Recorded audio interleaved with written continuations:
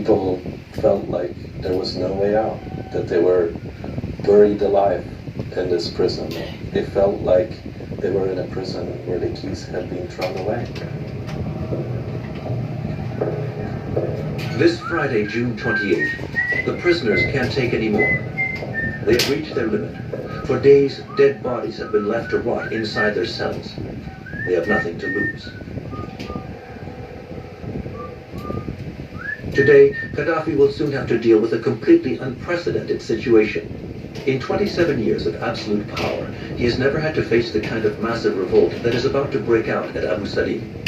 This date will never be forgotten in the bloody history of Libya under Gaddafi's rule.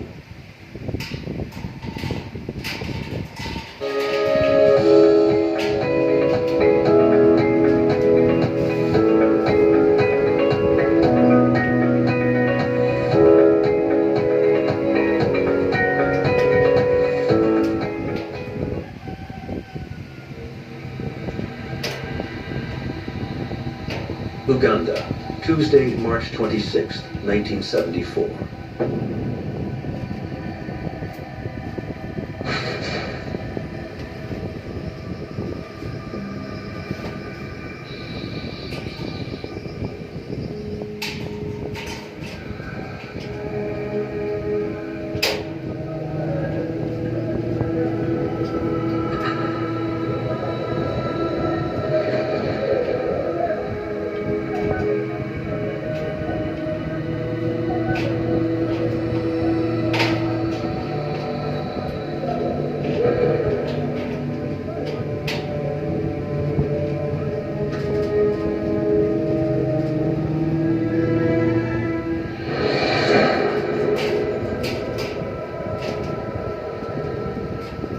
This morning, Tuesday, March 26, 1974, Amin Dada once again awakens out of a nightmare. Killers were trying to assassinate him at home during the night, and these killers were his own soldiers. Like Gaddafi and Stalin, he sleeps very little. For these paranoid men, night brings out their worst fears. Especially for Amin Dada, who lives in an irrational world where the spirits of his dead enemies come to haunt him and are seeking revenge. In addition, there are fears that are all too real. 3 years ago, as an army general, he succeeded in overthrowing his predecessor by a coup d'etat. Now he himself is afraid of being overthrown. To maintain power and protect himself, he has unleashed a reign of terror throughout the country. Any dream of his deemed premonitory can result in hundreds of arrests and executions on the very same day. He was scared that something had happened to his life because how he was ruling. People were scared of him, and also he was scared of the people. Everyone is subjected to the repression, starting with his closest collaborators, who start to disappear one after the other. Everybody in Uganda, members of the armed forces, police, and the public, they are responsible for my security. And immediately they hear anybody making subversive activities or try to plan anything against me, they report that person straight to the police. And the methods employed by Amin's police are extremely brutal. Victims are clubbed to death, burned in the savannah, their bodies thrown to the crocodiles in the Nile, or shot publicly, wearing white aprons to highlight the blood. Choked with their own penises stuffed down their throats, and some even dynamited in groups.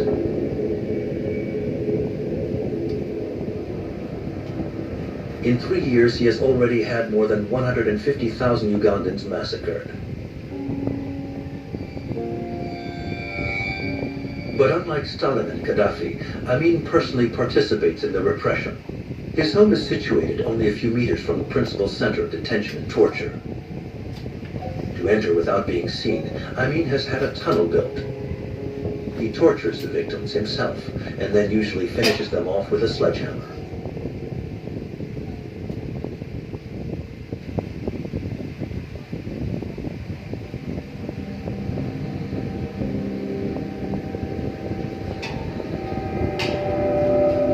Amin is suspicious of everyone, and especially of his entourage. His daughter recalls how he spent nights in surveillance of his own soldiers. He wasn't sleeping so much. He can sleep especially during daytime, but during the night, he can just be there on the balcony. He takes off the light, watching the soldiers, how they are patrolling. You know, a place like Steakhouse, as if they have pictures, so many trees, you must fear. You must fear also your own soldiers. Because he thought that as his staff, they can do him bad. You see? And it was correct. They told him that the people who are going to overthrow you are those people whom we are working with. That's why when you are president, don't trust people near. Love them, but don't trust them. Like Stalin and Gaddafi, Amin had seized power by force. All of the dictators were caught up in the same spiral of violence. They were suspicious of everybody and could trust nobody, especially those closest to them, who were best positioned to assassinate them. Because of this tremendous pressure, they would progressively plunge into madness and paranoia.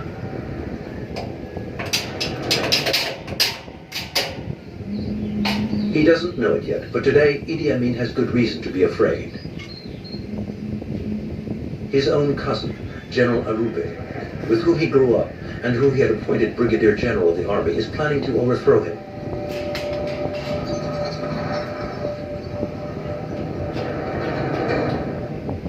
As he would later tell his son, Zahara, he was not the most difficult day of his life. The issue of the push attempt by his very own tribe, the Kakwa, we are Kakwas, was the most painful situation for my father.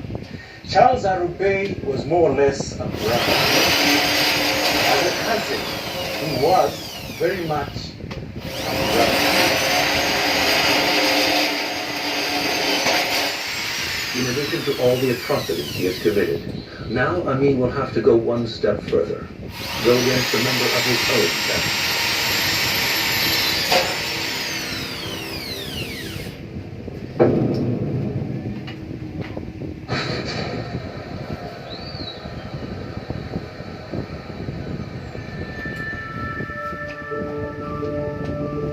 It is 10 a.m. Stalin has slept barely 3 hours. Despite his immense popularity, the little father of the peoples, worshipped by the entire world, lives like a lone wolf in his huge dacha. The villa has several living rooms and a dozen or so bedrooms which remain empty and where he never sets foot.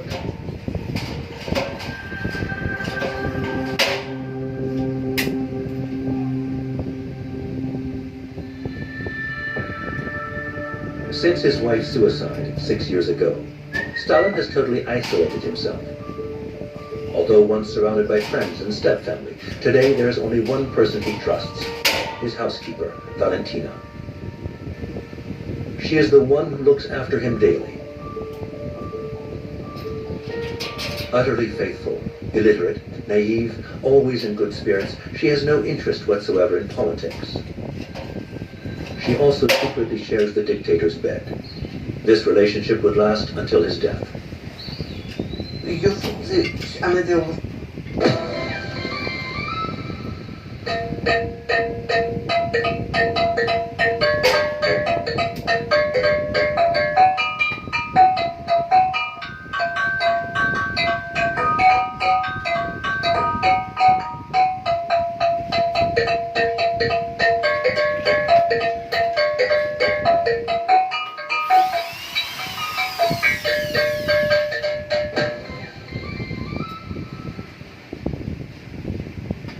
Все. То есть она не готовила, нет, но она подавала, принимала, меняла постель, укладывала его. Она делала для него все. Она у него была правая рука.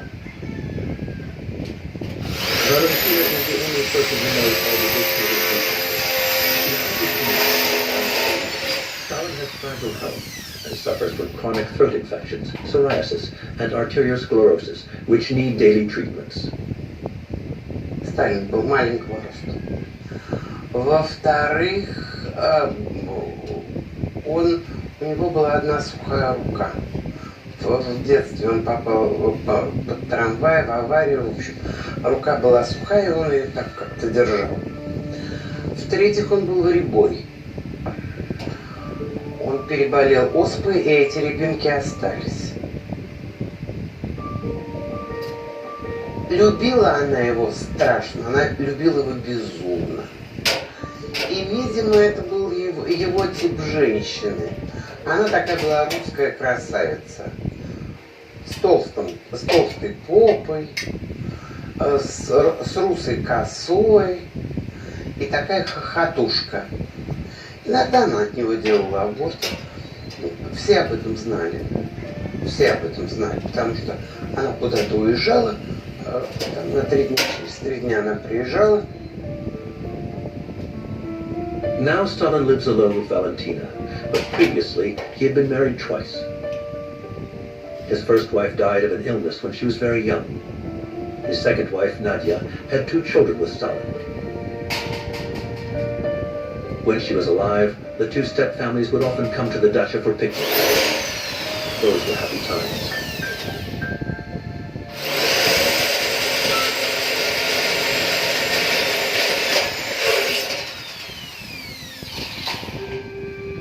But in 1932, Nadia committed suicide by shooting herself in the heart. During 13 years of marriage, she had progressively discovered who the man she married really was. Наверное, что-то она стала понимать, потому что стали пропадать люди, которые были в их окружении. Стали пропадать люди. Наверное, она же была не идиотка, она была соображала, в чем тут дело. И она поняла, что, в общем, он не так прост, как кажется. Right up to the end, out of loyalty to her husband, Nadia kept her suffering to herself. But before committing suicide, she confided to her brother and sister-in-law, Alexander's son. Обращение к отцу мамы.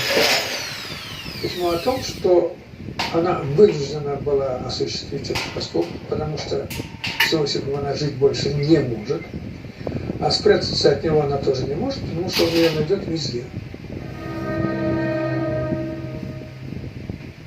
When talking of his wife's suicide, Stalin used to say, "She left me like an enemy. She left me crippled for the rest of my life." Она его бросила. Она его бросила, он ее любил. Предательство по отношению к себе. Она его предала. Сталин, наверное, закрылся. И дальше уже он пережил это. It was this event that caused Stalin to lose all human feeling. He began to develop a hatred for her entire family, which he systematically eliminated. Что же касается характера Виссарионовича, то это двуликий ярус, который переступит через все на свете, в том числе через вас, было написано. Черный по белому. And it is precisely on this day in November 1938 that Evgenia, Alexander's mother, is about to make a mistake that will prove fatal.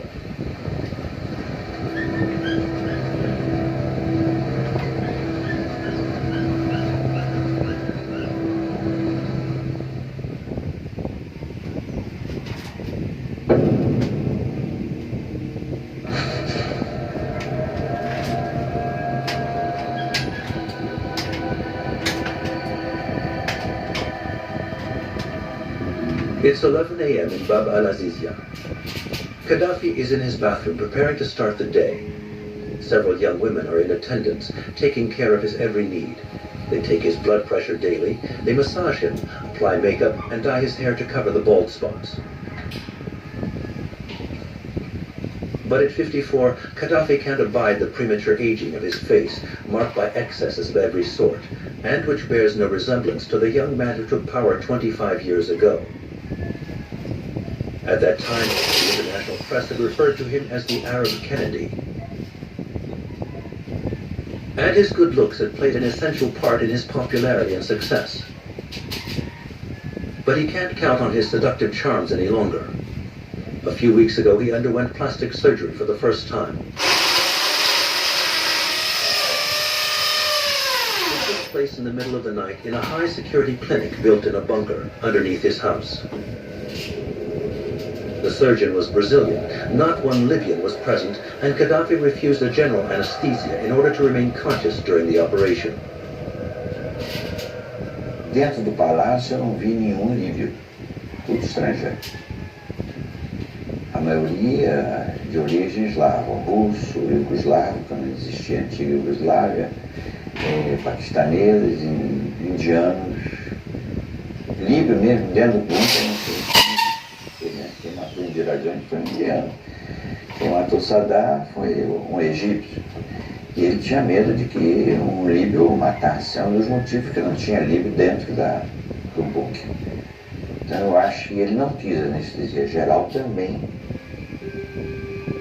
All his life, Gaddafi would continue to have plastic surgery performed without a general anesthesia. Obsessed with his image, Gaddafi is constantly reinventing, according to the political role he wishes to play. Soldier of the revolution, patron of international terrorism, self-proclaimed leader of the Arab countries, and even African king. We saw from this year's SIG research that almost 7 in 10 respondents in Southeast Asia had used a metaverse-related tech in the past 1 year. King of kings. There is no limit to his arrogance and megalomania. يعني مشاكس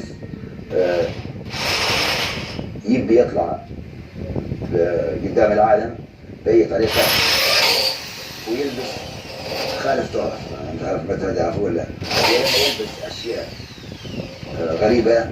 الناس تهتم لها، الصحافة تهتم لها. باليوغوسلافيا انت من تعرف طائرة يمشي ترفع ابل لمجرد الشو، بس مجرد انه باش يهتموا به الاعلام ويسووا. هو كان شخص يشعر بالنقص. انا لاحظ ان هذا الرجل ما يبيش حد افضل منه. ربما الفقر اللي عاشوا فيه كان سبب له عقد نفسية وكبرت معاه. هذا الرجل عاش مرحلة في عمره كانت متعبة جدا، فاضطر انه ينتقم من هذا الشعب، وانا نشوف فيه ينتقم يوميا. Gaddafi came from a Bedouin family. They lived in a tent in a desert area near the town of Sirte, a region considered almost uninhabitable where young Muammar tended the goats. His father worked as a servant for a powerful family. They were considered second-class Libyans. Gaddafi would never forget that. His cousin, Said Gaddafi al-Dab, shared the misery of his childhood. Well tried those days. Respect the strong and the rich. He was not strong and not rich, and he had a tough, hard life in the beginning. I think this is one of the reasons he makes against the people after. The whole society, it's deep inside. It's his personality.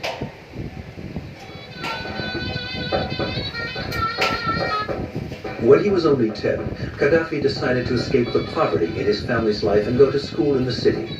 He climbed on a truck and arrived in Sirte. Alone and destitute, he slept outside and survived on dates. When he returned to his village a few years later, he returned as a hero. He had become Colonel Gaddafi, the man who had just led the revolution and freed his people from the monarchy of old King Idris who had reigned for 52 years. From the start, Gaddafi knew how to play up that childhood scenario to his advantage, arranging interviews with his family for Libyan television programs, later to be picked up by foreign networks, where he played the humble man who owes everything to his strong character and to his courage. Enfant, j'étais berger et j'emmenais paître les troupeaux de moutons et de brebis.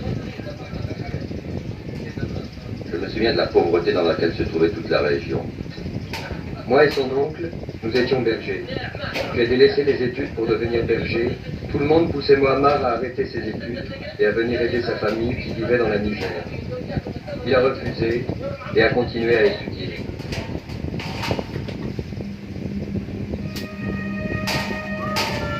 "25 years later, Gaddafi and his family controlled all the refineries and were at the head of all the biggest companies in the country.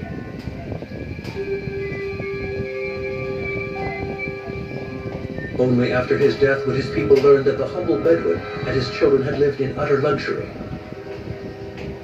At the end of his life, his personal fortune was estimated at $144 billion. The little desert shepherd had become one of the richest men in the world.